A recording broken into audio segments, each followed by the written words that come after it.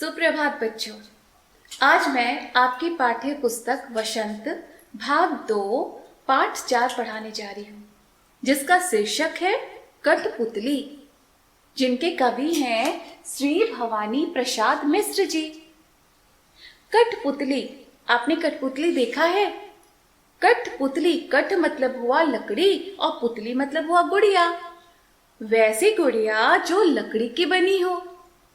आपने देखा होगा, कभी कभी टीवी पे देखा होगा। राजस्थान में ये बहुत ही प्रचलित है।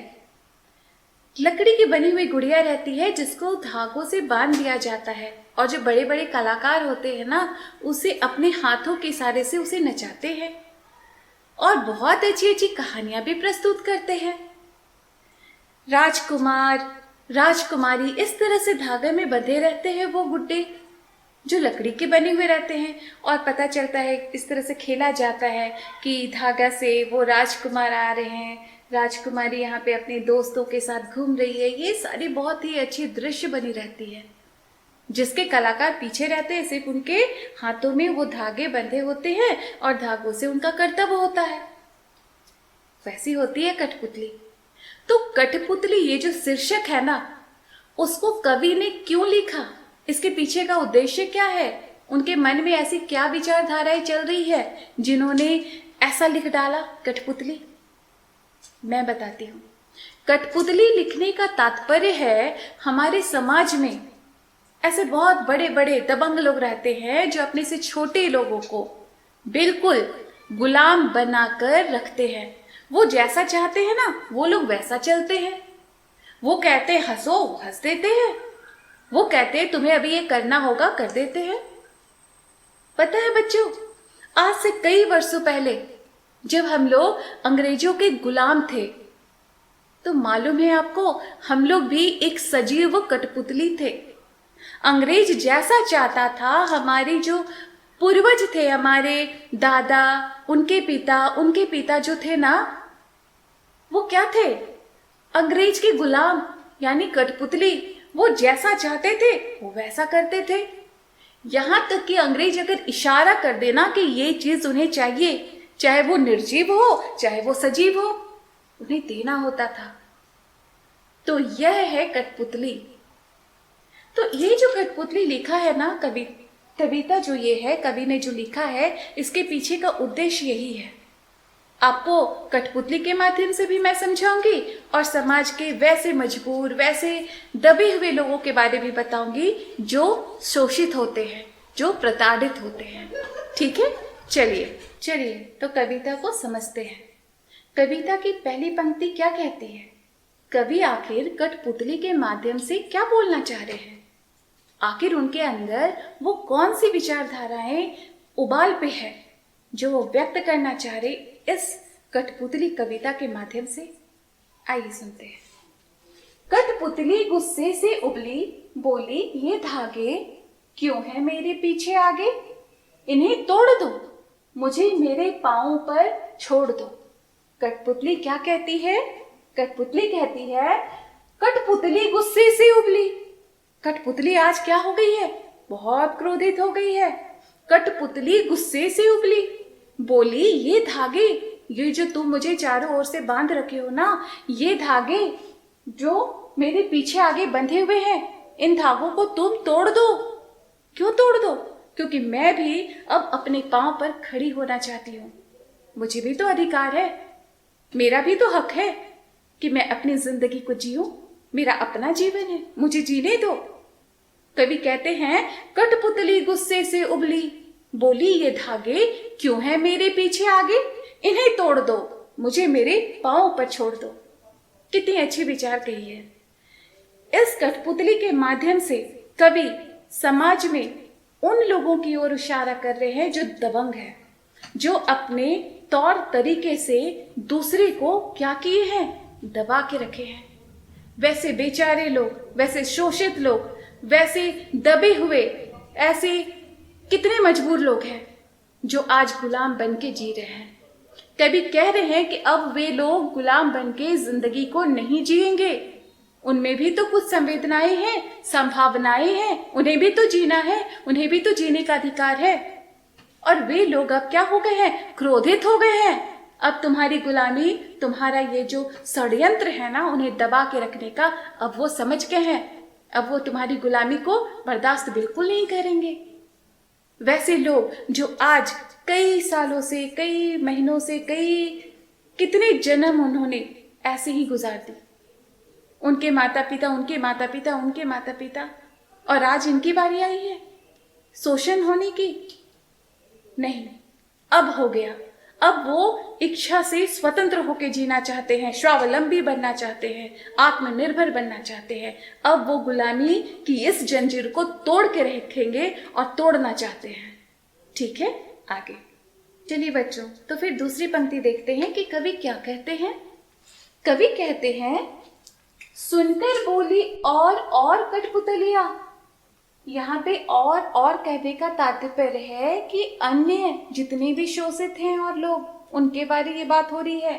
तो सुनकर बोले और कठपुतलियां कि हाँ, बहुत दिन हुए हमें अपने मन के छंद छुए। छंद कहने का अर्थात उनसे स्वच्छंद विचार, वो जो उनके मन में कामनाएं हैं उस तरह से जीते जीते उनकी तो बहुत दिन हो गए, वो तो जिए ही नहीं है अपनी जिंदगी। मगर पहली कठपुतली सोचने लगी कि ये कैसी इच्छा मेरे मन में जगी।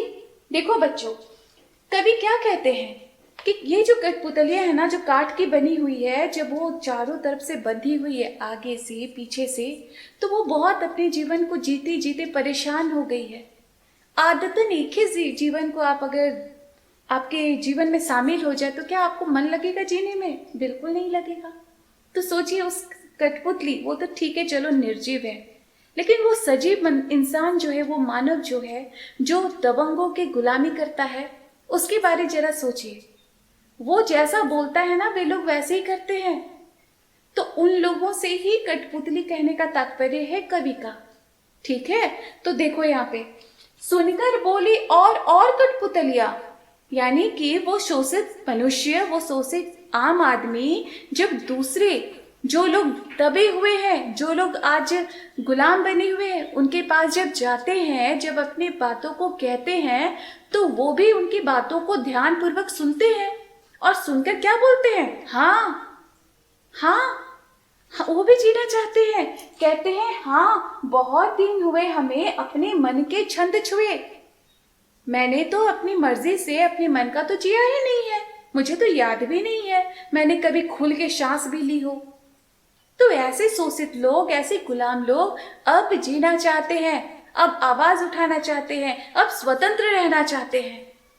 लेकिन एक बात यहाँ पे कवि ने जो कही है उस पे ध्यान दीजिए। मगर पहले कठपुतली सोचने लगी, जैसे अन्य कठपुतलियों ने कहा ना कि मुझे भी तो स्वतंत्र रहना है, तुमने तो बिल्कुल ठीक कहा।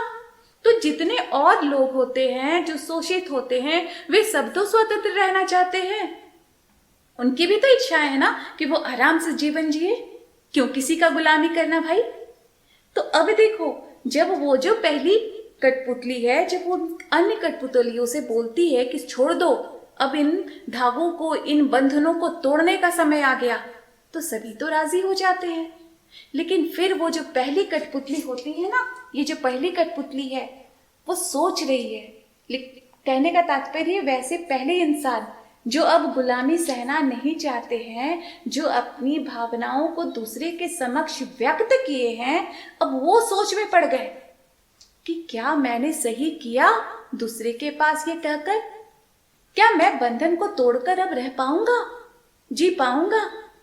देखो, मगर पहली कठपुतली सोचने लगी, ये कैसी इच्छा मेरे मन में जगी। पहली कठपुतली सोच रही है कि कैसी इच्छा मेरे मन में जग गई है, क्या मैं इस धागों को तोड़कर मैं क्या खड़ी भी हो पाऊंगी? क्या मेरी जो चलने की, नाचने की, बोलने की जो मेरी चाल है, क्या वो बरकरार रहेगी? क्या मैं यूं ही नाचती रहूंगी? ये तो कठपुतली की बात हो गई। लेकिन वैसे दबे लोग जो चाह रहे हैं कि अब स्वतंत्र होना है, वैसे दबे हुए लोग, वैसे शोषित लोग, वैसे गुलाम लोग जो अब चाह रहे कि स्वतंत्र होना है उन्हें, वो मगर अब ये सोच रहे हैं कि अगर मैं आवाज उठा दूं अगर मुझे ये लोग छोड़ दे तो क्या मेरी जो अभी जीवन है क्या वैसी भी मैं जी पाऊंगा, या मेरी और स्थिति खत्म हो जाएगी, मेरी और कोई अस्तित्व नहीं रहेगी। कहीं ऐसा तो नहीं कि मैं धागों को तोड़कर, बंधनों को तोड़कर और भी मैं पंगु बन जाऊंगा। तो ये कसमकस, ये अंतर्द्वंद उन प्रताड़ित, उन पिछड़े, उन शोषित, उन दबे हुए लोगों के अंदर चलती रहती है, जो चाहते भी हैं कि समाज के खिलाफ उन खराब, उन जो दरिंदगी, वो जो उसके खिलाफ रची जा रही है, वो जो शोषित हो रहे हैं, उनके खिलाफ वो आवाज उठाना चाहते भी है, मगर क्या करें, वो उनके अंदर एक और बात आ जाती है, अगर मैं आवाज उठाऊं, अगर उनके विरुद्ध कुछ बात बोलूं, अगर मुझे वो सचमुच छोड़ दे तो क्या अभी जो मेरा जीवन है क्या ऐसा भी रह पाएगा। तो बहुत तरह से अंतर्द्वंद चल रही है, और कभी किसी तरह अपनी बातों को, अपनी भावनाओं को इस कठपुतली के माध्यम से व्यक्त कर रहे हैं। इसके पीछे की जो भावनाएं हैं बच्चों, वो यही है कि हमें पाबंदियों को सहना तब तक ही है जब तक हम अपनी भावनाओं को किसी तरह से जीवित रख सके। जब हमारी भावनाओं की मृत्यु होने लगे, जब हमारी इच्छाओं की मृत्यु होने लगे, जब हमारी अभिलाषाओं की मृत्यु होने लगे, जब हमारे स्वतंत्रता की हनन होने लगे, तब आवाज उठाओ, हर बंधनों को तोड़ने का प्रयास करो। और जब तुम प्रयास करोगे ना, जब तुम्हारे अंदर ये ताकत जागृत होगी कि अब तुम कुछ कर सकते हो, बंधन से मुक्त होकर तुम स्वतंत्र होकर सांस ले सकते हो, तुम कुछ इतिहास बना सकते हो, तो जरूरत है बंधनों को तोड़ने की। फिर तुम आवाज जरूर उठाओ। तो ये रही हमारे बहुत महान कवि श्री भवानी प्रसाद मिश्र की बहुत ही मार्मिक कविता कठपुतली। ठीक है, इसे पढ़िए और इसको समझने की कोशिश कीजिए। शुभकामनाओं के साथ, धन्यवाद।